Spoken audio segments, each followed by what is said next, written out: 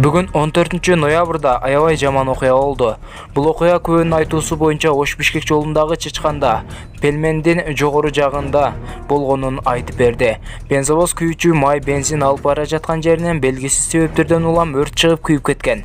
Унанын ичинен бир адамдын жансыз денеси күйгөн абалда табылган. Көпчүлүк көлөрдүн айтымында шофёру каза болгонун болжолдоп жатышат. Кыргыз эли ар дайым тынч болсун. Көпчүлүк адамдар сабак алуусу үчүн видеого лайк басып таратып кетиңиздер. Жана подписаться деген кнопканы басып, эң акыркы жаңылыктардан кабардар болуп туруңуздар. Жандагы коңгуроочонда сөзсүз басып коюңуздар.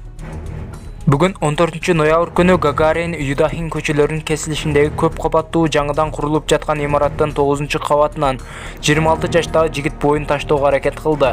Бул туурасында өзгөчө кырдаалдар министрлигинин басма сөз кызматы билдирди. Маалыматка караганда 112 кызматына саат 16:44 чамасында маалымат түшкөн. Кырсык болгон жерге ыкчам түрдө Бишкек шаардык куткаруу кызматынын 5 куткаруучусу чыккан. Куткаруучулар аталган жаран менен сүйлөшүүлөрдүн натыйжасында 9-кабаттан аман эсен түшүрүп, тез жардам кызматкерлерине өткөрүп беришкен.